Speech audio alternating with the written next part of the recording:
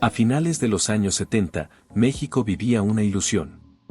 No era una ilusión cualquiera, sino una embriaguez colectiva de optimismo que venía desde el Palacio Nacional y se filtraba a través de discursos, editoriales, reuniones de gabinete y conversaciones de sobremesa. México iba a ser rico. ¿La razón? El petróleo.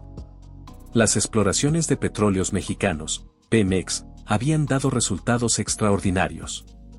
El país estaba sentado sobre enormes reservas de crudo. Y en un mundo aún sacudido por la crisis energética de 1973, el petróleo mexicano se convertía en una mina de oro en potencia. El entonces presidente José López Portillo no ocultaba su entusiasmo. Con la voz firme y la mirada encendida, repetía en cada discurso su promesa: administrar la abundancia. El país entró de lleno en lo que algunos llamaron una década dorada sin sustento. El petróleo pasó a representar más del 70% de los ingresos por exportaciones del país. Y con ese aval energético, México pidió prestado. Mucho. A bancos internacionales, organismos multilaterales y tenedores de deuda. Los créditos llegaban con facilidad. Las tasas eran bajas, el dólar fluía, y los funcionarios firmaban compromisos a 20, 30 años, como si el futuro estuviera garantizado. Pero esa deuda no se usó, en su mayoría, para modernizar el país ni para reestructurar su aparato productivo. No se diversificó la economía. No se fortaleció el campo ni se industrializó la nación. Lo que sí se hizo fue alimentar una maquinaria estatal inflada, dependiente del gasto corriente. Se construyeron grandes obras, sí, presas, autopistas, complejos administrativos, pero también se financió corrupción, clientelismo y privilegios. Y mientras tanto, la deuda crecía. En 1976, México debía alrededor de $20,000 millones. Para 1982, esa cifra ya superaba los $80,000 millones. Todo esto se hizo con una certeza: el precio del petróleo nunca bajaría. Pero la historia económica tiene una regla cruel: lo que sube, siempre puede caer. En 1981, el mundo entró en una nueva recesión. El precio del petróleo cayó más de un 50% en pocos meses. Las exportaciones mexicanas, que dependían casi exclusivamente del crudo, colapsaron. El dólar comenzó a subir con fuerza. El peso mexicano, que había mantenido una paridad estable durante años, empezó a tambalear. La inflación se desató. Las reservas internacionales del Banco de México se evaporaban en semanas. Y lo peor, el servicio de la deuda externa se volvió impagable. Y ahí fue cuando comenzó el verdadero pánico. Los grandes empresarios y tenedores de capital, los que habían aplaudido las políticas expansivas y se habían beneficiado de los créditos fáciles, comenzaron a mover su dinero fuera del país.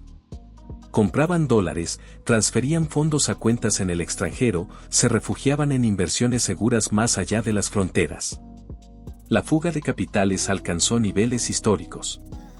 Se estima que solo en 1981 y 1982, más de $20,000 millones salieron de México de forma legal e ilegal. López Portillo, rodeado de una tormenta económica, se sintió traicionado. Desde su perspectiva, había intentado salvar al país de la pobreza, y los mismos que se enriquecieron con su modelo ahora lo abandonaban. Mientras tanto, los bancos, todos privados, seguían operando con normalidad. Pero lo que hacían ya no era otorgar crédito para la producción o el consumo interno, sino canalizar fondos hacia el exterior y proteger los intereses de las élites. El sistema financiero, que debía ser un brazo para la reconstrucción, se había convertido, en palabras del presidente, en un instrumento de saqueo. Y entonces, en medio del caos, la desesperación y el resentimiento, López Portillo preparó su jugada final. En privado, algunos funcionarios ya sabían que algo grande estaba por anunciarse. Pero nadie imaginaba la magnitud. Ni los empresarios. Ni los banqueros. Ni la prensa. Ni la población. Fue el 1 de septiembre de 1982, durante su último informe presidencial, cuando frente a todo el país, en cadena nacional, José López Portillo pronunció una de las frases más impactantes y explosivas de la historia moderna de México. He decidido nacionalizar la banca. Y añadió, con el rostro tenso y la voz cargada de emoción. Ya nos saquearon, México no se ha acabado, no nos volverán a saquear. El salón del Congreso estalló en aplausos. La transmisión oficial mostraba a diputados y senadores de pie, celebrando con euforia. Pero fuera del recinto, en las calles, en las oficinas financieras, en los mercados internacionales, la reacción fue otra. Era el principio de una nueva era. Una que cambiaría para siempre la relación de México con su sistema financiero, con su clase empresarial y con el resto del mundo. El anuncio se hizo. La bomba había estallado. José López Portillo había nacionalizado la banca mexicana. ¿Pero qué significaba realmente esa medida? ¿Cómo se ejecutó? ¿Y qué efectos inmediatos tuvo en el país? El mismo 1 de septiembre de 1982, tras el informe presidencial, el decreto se puso en marcha con una velocidad asombrosa. El gobierno federal asumió el control de 58 bancos privados del país. Las principales instituciones financieras, Banamex, Bancomer, Serfín, Comermex, entre otras, pasaron a ser propiedad del Estado de un día para otro. No fue solo una nacionalización de estructuras, también se intervinieron cuentas, operaciones, sucursales y fondos. Se congelaron todas las cuentas en dólares dentro del sistema bancario mexicano. Los ahorradores que tenían divisas, legales o no, amanecieron el 2 de septiembre sin acceso a su dinero, o con la certeza de que sus dólares serían convertidos a pesos, a una tasa que fijaría el propio gobierno. Fue una medida radical. Sorprendente. Pero también caótica. Muchos empleados bancarios ni siquiera sabían que su institución había cambiado de manos. Directores generales fueron destituidos de inmediato. Algunos ejecutivos intentaron huir del país o mover fondos en secreto, sin éxito. Las autoridades ya tenían intervenidas las principales operaciones. En cuestión de días, todo el sistema financiero mexicano había cambiado de rostro. López Portillo justificó su decisión con un argumento poderoso: los bancos ya no servían al país, sino a los intereses privados que buscaban protegerse y enriquecerse en medio de la crisis. La banca, dijo, debía estar al servicio de la nación, no del capital especulativo ni de los grupos privilegiados. Y en cierto modo, tenía razón. Muchos bancos estaban favoreciendo la fuga de capitales y la evasión fiscal, actuando como si la crisis fuera una oportunidad para maximizar ganancias. Sin embargo, la forma en la que se ejecutó la nacionalización fue vista, incluso por algunos miembros del mismo gobierno, como improvisada, impulsiva y emocional. No hubo diálogo. No hubo negociación. No hubo consulta pública. Fue una decisión de poder. Total, vertical, irreversible. La reacción no se hizo esperar. En el extranjero, los mercados financieros colapsaron.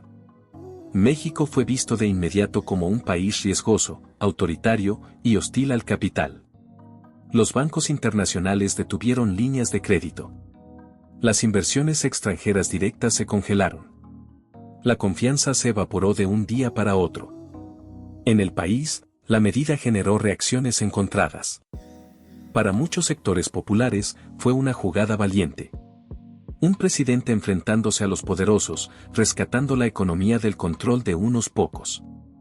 En los barrios, en las radios locales, en las calles, se escuchaban frases como: por fin alguien les puso un alto a los ricos. Pero para los empresarios, los tecnócratas y la clase media, la escena fue de terror.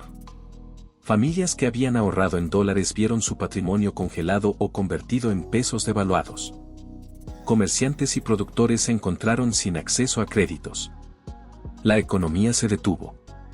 Y entonces comenzó el verdadero costo de la nacionalización. La banca estatal, en teoría, debía canalizar recursos hacia el desarrollo nacional.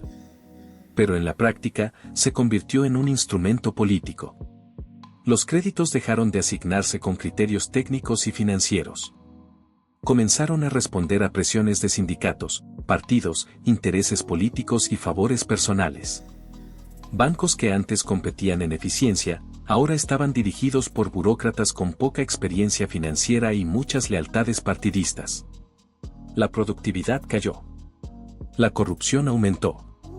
Y lo que se había vendido como una medida para el pueblo, comenzó a hundir aún más la economía nacional. A mediados de 1983, México enfrentaba inflación, desempleo, falta de inversión y una economía paralizada. El país ya no era atractivo para nadie. La banca estatal no podía sostenerse sola. Los errores administrativos se acumulaban.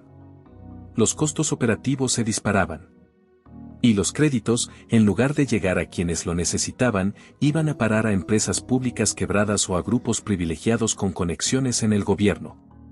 El sueño de una banca nacionalista, eficiente y al servicio del pueblo, se convirtió, poco a poco, en un lastre para el Estado. La banca ya estaba en manos del Estado. Los bancos privados eran historia. Pero con el paso de los meses, quedó claro que la nacionalización no solucionó el problema de fondo. Al contrario, lo complicó. México entró en una de sus décadas más oscuras. La de los años 80. La llamada década perdida. La inflación se volvió parte de la vida cotidiana. Los precios cambiaban cada semana. El peso se devaluaba sin control. El crédito se volvió inaccesible. Y la inversión, tanto nacional como extranjera, se evaporó. Los bancos estatales, que debían impulsar la economía, eran cada vez más ineficientes. Muchos de ellos se convirtieron en simples oficinas de trámites, más interesados en mantener la nómina que en prestar dinero productivo. Y cuando otorgaban crédito, muchas veces lo hacían por razones políticas, empresas públicas deficitarias, proyectos de amigos del régimen, favores entre grupos de poder. El costo de mantener una banca estatizada fue enorme. Entre 1983 y 1988, el gobierno gastó miles de millones de pesos solo en sostener operaciones básicas, cubrir pérdidas y mantener abiertas las sucursales. El sistema financiero mexicano dejó de ser un motor para la economía. Se convirtió en un agujero fiscal. Y eso era solo una parte del problema. El país tenía que pagar su deuda externa. Una deuda que se había disparado durante la administración de López Portillo y que ahora representaba una soga al cuello. Cada mes se destinaban millones de dólares a pagar intereses, mientras el país seguía sin crecer. Los niveles de pobreza aumentaron. El poder adquisitivo de los trabajadores cayó más de un 50% durante esa década.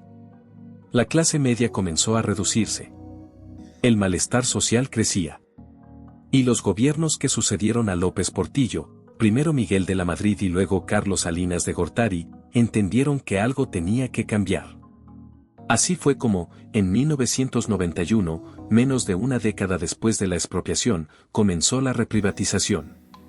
Salinas de Gortari anunció que los bancos volverían a manos privadas.